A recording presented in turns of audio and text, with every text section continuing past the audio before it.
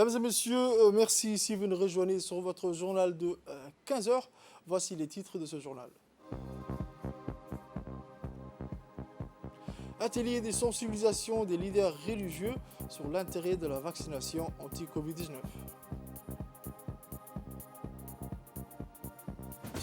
Et pour l'actualité internationale, Pyongyang annonce avoir testé un missile hypersonique. Merci encore, mesdames et messieurs, de nous rejoindre sur cette édition de 15 heures. Le journal au complet à présent, comme mentionné dans les titres, afin de promouvoir les efforts de vaccination contre la Covid-19 au pays. Le ministère de la Santé, en étroite collaboration avec le ministère des Affaires musulmanes et des biens WARF, a organisé ce matin un atelier de sensibilisation des leaders religieux sur l'intérêt de la vaccination anti-Covid-19. La cérémonie d'ouverture de cet atelier s'est tenue au Palais du Peuple, en présence notamment du ministre de la Santé, Dr Ahmed Roble Abdillah, du ministre des Affaires musulmanes et des biens WARF, M. Moumin Hassan Barre, ainsi que des centaines de ulama, des prédicateurs et imams du mosquée. Cet atelier de sensibilisation intervient quelques jours après le lancement officiel de la stratégie nationale d'accélération de la vaccination contre le corona pour prévenir une nouvelle vague de l'épidémie. Au cours de cet atelier, les imams des mosquées se sont engagés à suivre le rythme des efforts acharnés déployés par le ministère de la Santé pour lutter contre la propagation du virus en exploitant les chaires des mosquées pour exhorter la population à respecter les consignes sanitaires et d'accélérer la vaccination. Rappelons que le personnel soignant du ministère de la Santé reste mobilisé pour offrir un service de dépistage de qualité en toute personne désirant connaître son statut. À présent, le ministre des Affaires musulmanes et des biens WARF, M. Moumin Hassan Barre, a souligné la nécessité de valoriser le rôle joué par les ulama et les imams, de sensibiliser la société pour les inciter à adopter la vaccination anti-Covid-19. Dans son intervention, le ministre de la Santé, Dr Ahmed Roble Abdillah, a rappelé que ce n'est qu'ensemble que l'on pourra surmonter ces obstacles dans la riposte contre cette pandémie. Nous sommes tous responsables. Comme j'aime à le répéter à chacune de mes interventions, la responsabilité dans ce combat n'incombe pas uniquement au ministère de la Santé, c'est un combat collectif que nous devons mener ensemble, a-t-il martelé. Le ministère de la Santé et tout le corps composé comme les ulama et chefs religieux présents aujourd'hui doivent travailler pour concrétiser et pour sensibiliser et vulgariser la population contre cette pandémie, mais également sur les bienfaits de la vaccination. Nous avons tous poursuivi le ministre poursuivant que le Covid-19 n'a pas de remède miracle à ce jour. Le ministre a indiqué que nous étions au début de la troisième vague du Covid-19. Avec l'aide du Tout-Puissant Allah, tous ensemble, nous arriverons à faire face, a conclu le ministre de la Santé. Après la cérémonie d'ouverture officielle, les imams et les ulama se sont vaccinés contre la pandémie du Covid-19. Cette initiative des imams et des prédicateurs est une démarche digne d'émulation pour la population qui n'a pas encore fait la vaccination. Il convient de noter que les imams occupent une place prépondérante de la société, ce qui les rend influents dans la société. Selon les experts de la santé, la vaccination est le moyen le plus efficace pour prévenir le Covid-19 qui afflige encore de nombreux pays du monde. Après avoir reçu la vaccination anti-coronavirus, les imams des mosquées sont appelés la population à accélérer la vaccination pour se protéger et protéger les autres de l'épidémie en louant en même temps les efforts déployés par le ministère de la Santé pour vacciner tous les citoyens. Autre actualité nationale, le nouveau directeur général par intérim de la RTD, M. Aden Abdi Jama, a pris ses fonctions aujourd'hui. À son arrivée au sein de l'institution, il a été accueilli par les hauts responsables de la RTD, à savoir le directeur de la radio Aboubakar Ahmed et le directeur adjoint de l'information, M. Omar Ali Ege. Le personnel de la RTD n'était pas en reste plus qu'un accueil de plus chaleureux a été réservé au nouveau directeur général dans le hall de la RTD. S'en est suivi la solennelle cérémonie de passation entre le directeur sortant, M. Aboubakar Ahmed, et le nouveau directeur général par intérim de la RTD, M. Aden Abdi Jama, en présence du secrétaire général du ministère de la Communication, M. Ahmed Youssouf Elmi. Par la suite, le nouveau directeur général par intérim a tenu une brève réunion avec les responsables et le personnel personnel de la RTD. Il s'est félicité de sa nomination et de la confiance que lui ont accordé le chef de l'État, M. Ismaël Merguele, le ministre de la Communication chargé des Postes et des Télécommunications, M. Redouane Ali. Il a exhorté au personnel que l'Institut de travailler davantage afin de servir honorablement la nation et le peuple djiboutien. Dans son intervention, le nouveau directeur général s'est dit fier d'être nommé à ce poste et a remercié le personnel de la RTD pour l'accueil. Écoutons. Vraiment, m'a permis aujourd'hui de se présenter devant vous avec cette famille vraiment soudée, responsable, qui sont vraiment une charge très lourde, très sensible pour servir notre déjà patrie et notre peuple. La communication vraiment est un outil très important pour notre développement, pour notre mission, pour respecter notre cahier des charges. C'est une responsabilité auquel je ne peux pas honorer seulement sans votre déjà soutien, sans votre collaboration.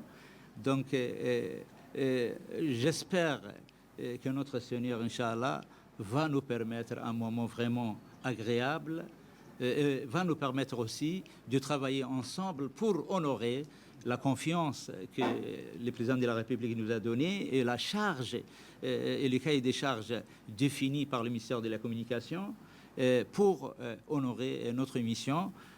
Donc on aura le temps de discuter largement et aussi de faire de réunions de travail technique pour voir un peu l'état du lieu de la situation et l'état d'avancement selon vos plans d'action.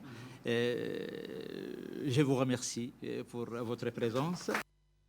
Toujours dans l'actualité nationale, dans la continuité de l'inspection générale du chef d'état-major général des armées, qui fait suite à la prise de commandement de nouveaux chefs de corps des régiments de l'intérieur, c'est au tour de la région des Dikil, où est implanté le régiment interarmé des Dikil, avec à son tête le lieutenant-colonel Ibrahim Youssouf Dabar, nouveau chef de corps de ce régiment, d'accueillir ce mercredi 29 septembre 2021 le général du corps armé, général Zakaria Cheikh Ibrahim.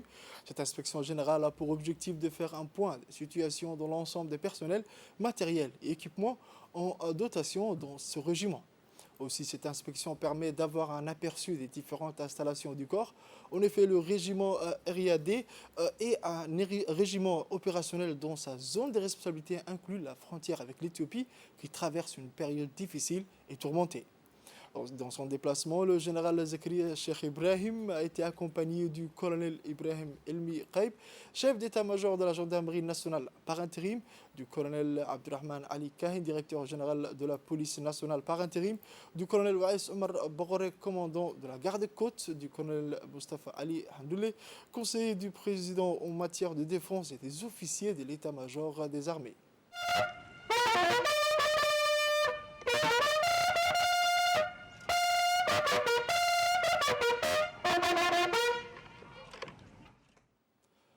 À la descente de l'hélicoptère Dauphin, le SEMGA a été accueilli par le lieutenant-colonel Ibrahim Youssouf Dabar, nouveau chef de corps du régiment interarmé de Dikil, en présence du préfet de la région de Dikil et du président du conseil régional. Après les salutations d'usage, le général Zakaria Cheikh Ibrahim a entrepris la revue des troupes composées des militaires du RIAD et d'une délégation restreinte des officiers supérieurs de l'état-major général des armées.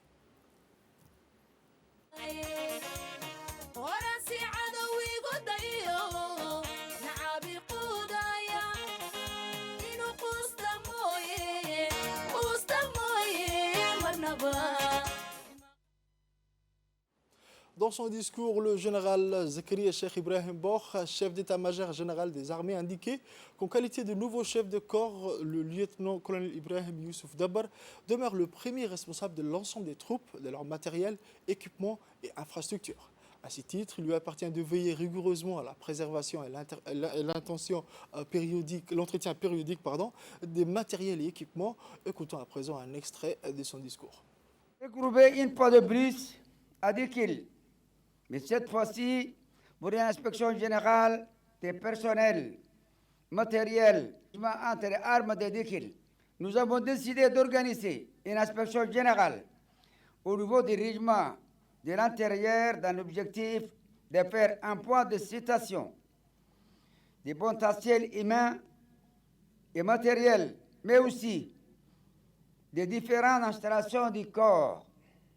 Je m'adresse au lieutenant-colonel Ibrahim Youssouf Dabar, récemment nommé chef de corps de Riyad, ayant pris son commandement depuis le 18 septembre 2021. À côté de cette date, l'ensemble de Riyad, c'est-à-dire régiment entre armes de Dikil, personnel, matériel, équipement et infrastructures sont sous forte responsabilité, mon colonel. À ce titre, il vous appartient de veiller rigoureusement à la préservation et à l'entretien périodique de vos matériels et équipements. Par ailleurs, votre régiment a reçu depuis le 28 août 2021, à l'instar des autres régiments de l'intérieur, les ordres pour mener des opérations de reconnaissance et de ratissage dans toute votre région.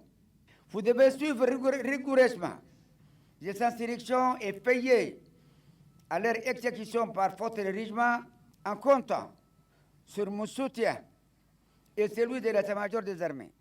Étant donné que votre zone de responsabilité frontalière est vaste et sensible, vous devez prendre toutes les dispositions qui s'imposent pour faire face à tous les défis. En tant que militaires, nous avons tous pris l'engagement devant le Dieu, Allah, de défendre notre pays et d'organiser à tout prix sa souveraineté.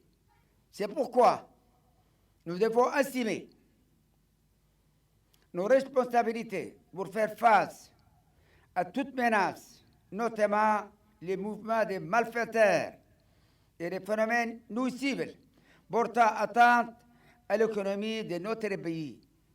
Je profite de l'occasion pour m'adresser et remercier les préfets de Dikil, le président du conseil régional de Dikil et les différents locales de la population des régions Dikil qui apportent toujours à nos militaires le soutien indispensable à l'accomplissement de leur mission.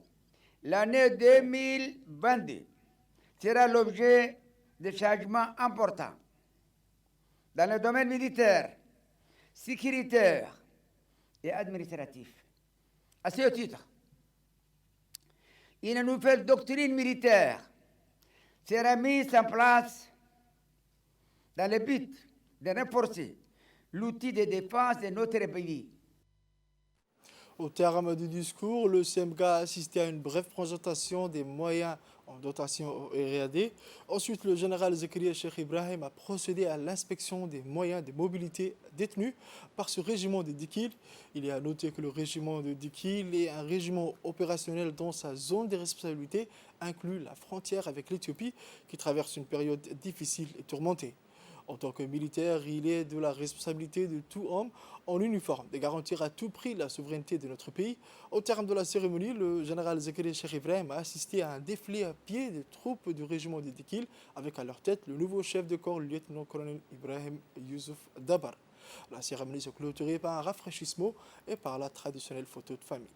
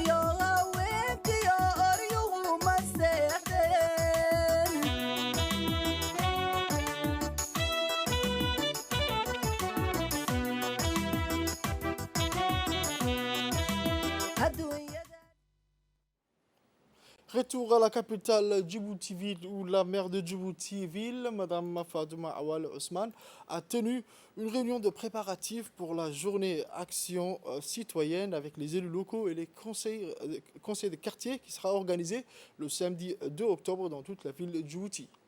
Cette réunion est organisée dans le cadre de la grande opération de nettoyage de la capitale en vue d'embellissement les grandes artères routières de la capitale. Cette opération consiste à l'enlèvement des déchets bruts, nettoyage des voies primaires et des principales places, des trottoirs, plantations d'arbres et dans les quartiers sensibilisation relative au rejet des eaux sur les voies publiques. Compte tenu de leur rôle, les conseillers de quartier sont les agents le plus proches des citoyens et jouent un rôle prépondant dans la sensibilisation et le rapprochement des citoyens dans un but commun, l'embellissement de la ville de Djibouti. Poursuivons avec les actualités nationales où un atelier de formation des formateurs en technique de pulvérisation des pesticides en lutte anti-acridienne a été organisé ce matin du 29 septembre 2021 au Sheraton Hotel par l'Organisation des Nations Unies pour l'alimentation et l'agriculture.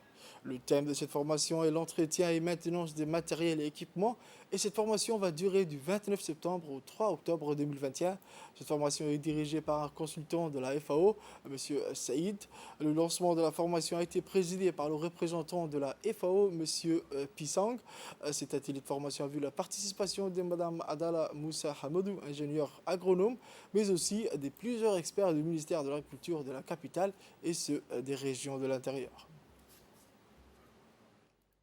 Aujourd'hui, on va commencer une formation qui va durer 5 jours. C'est une formation très très importante parce que c'est une formation sur la lutte anti-acridienne. Comme vous savez que les criquets, c'est un insecte très ravageur. Donc aujourd'hui, c'est beaucoup plus très important parce qu'on va parler sur les techniques de pulvérisation, les entretiens et la maintenance des équipements. Donc je demanderai à tous les participants d'être vraiment très assidus, de suivre la formation. Écoutons à présent l'intervention du représentant du FAO, M. Changai Pisang. De n'avoir pas eu assez de cliquets comme les autres pays. Donc nous avons largement le temps de nous préparer. Nous avons eu l'expertise qu'il faut. Cette formation, à ce que je sache, si je vois l'expert qui est avec nous, ce n'est pas la première formation de ce genre. La première a été très performante. La preuve, les premiers insectes que nous avons eus après la formation, nous avons su le contrôler. À ce jour, si ce n'a pas été le problème de données, au bas mot, nous avons pu traiter à peu près 50 hectares. Et Dieu seul sait ce qui aurait été ravagé si ce travail n'avait pas été fait. Il ne faut pas voir seulement la surface qui est traitée.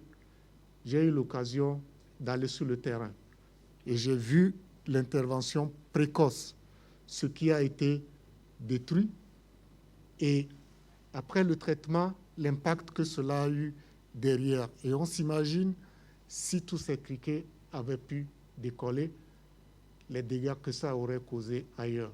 Donc, ce n'est pas que 50 hectares traités, mais 50 hectares et plus en dégâts qui est sauvegardé.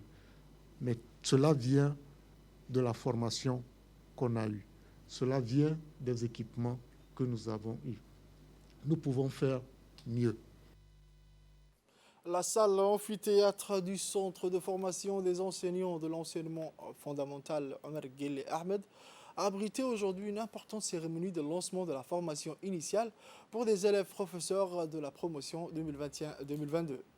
La directrice générale du centre, Mme Aïcha Farah El-Tere, et le directeur de la formation des innovations pédagogiques et du partenariat, M. Awale Abdelkader Hirsi, ont parrainé la cérémonie à laquelle ont pris part les hauts cadres du centre et l'ensemble des élèves professeurs qui entament leur formation initiale. Ce sont au total 553 élèves professeurs qui ont été reçus au concours de recrutement qui a vu plus de 2800 candidatures. Ces élèves professeurs qui vont suivre des formations théoriques et des stages pratiques sur le terrain devront intégrer les établissements scolaires de la rentrée prochaine. À l'issue des interventions officielles, les responsables du centre de formation des enseignants de l'enseignement fondamental ont pris langue avec les élèves professeurs pour leur donner un aperçu sur la maquette de formation initiale et l'éthique de l'enseignant, ainsi que la réglementation qui s'applique à leur statut de fonctionnaire de l'État. En formation des élèves professeurs de l'enseignement technique et la formation professionnelle, de l'enseignement bien sûr général, de l'enseignement de base, du préscolaire, de l'anglais et des arabisants. Ils sont au nombre de 523, en tout corps confondu. Ils vont faire une année de formation ici. Et, comme vous le savez, ils ont passé un concours où il y avait 2835 candidats. Maintenant, ils ont sorti les 523 premiers pour ce concours. Je les félicite d'abord pour les réussites à ce concours. Ils doivent bien sûr avoir une formation de base solide où ils vont acquérir des compétences en matière de savoir, des savoir-faire, des savoir-être et des savoirs qui sont utiles pour bien sûr transposer tous les acquis dans les classes. Pendant la formation, ils vont bien sûr bénéficier de beaucoup de compétences au niveau des pratiques des classes, au niveau de gestion de la classe, au niveau de l'éthique professionnelle, au niveau de tout ce qui tourne autour du métier. Autre information nationale, la coopération civile et militaire italienne a procédé hier dans la matinée à la remise d'équipements de musculation et des mises en forme ainsi que de climatisation au stade Hassan Goulet.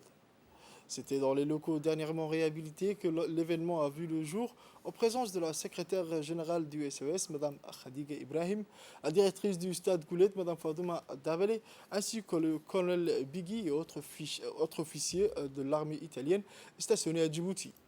Pour rappel, c'est donc fait suite à d'autres comme la climatisation et autres matériels offerts par les Italiens. À l'issue de la cérémonie, les deux parties ont procédé à la signature d'une convention de partenariat dans la salle VIP du stade Goulet.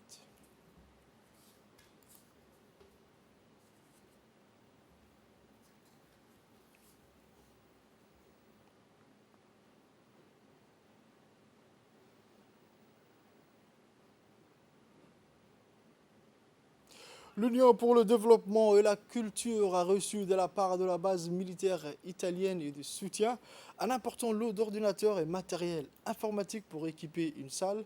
Ces dons permettront à l'UDC d'initier en informatique les adolescents scolarisés et déscolarisés. Pendant la révision, les étudiants bacheliers de la série STG des régions de l'intérieur et universitaire pourraient y faire des recherches. Le président de l'UDC, M.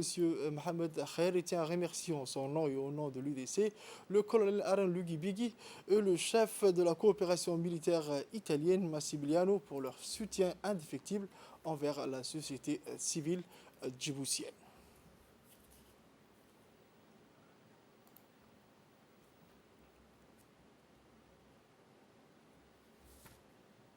Sur la scène internationale à présent, comme mentionné dans le titre, la Corée du Nord a testé avec succès mardi un missile planeur hypersonique, a affirmé mercredi l'agence officielle du KCNA qui a présenté cet essai comme une avancée technologique majeure. La réussite de cet essai revêt une grande importance stratégique au moment où Pyongyang cherche à multiplier par 1000 ses capacités de défense. Les missiles hypersoniques sont beaucoup plus rapides que les missiles balistiques ou de croisière classiques. Ils sont aussi beaucoup plus difficiles à détecter et à intercepter par les systèmes de défense antimissiles pour lesquels les États-Unis dépensent des milliards de dollars. L'armée sud-coréenne avait annoncé le lancement d'un projectile par le nord peu après l'avoir détecté mardi matin. Pyongyang avait déjà procédé à plusieurs autres tirs de missiles ce mois-ci, l'un concernant des missiles de croisière à longue portée et un autre selon l'armée sud-coréenne des missiles balistiques à courte portée. C'est tout pour cette édition de 15h, mesdames et messieurs. Merci de l'avoir suivi et restez avec nous pour la suite du programme.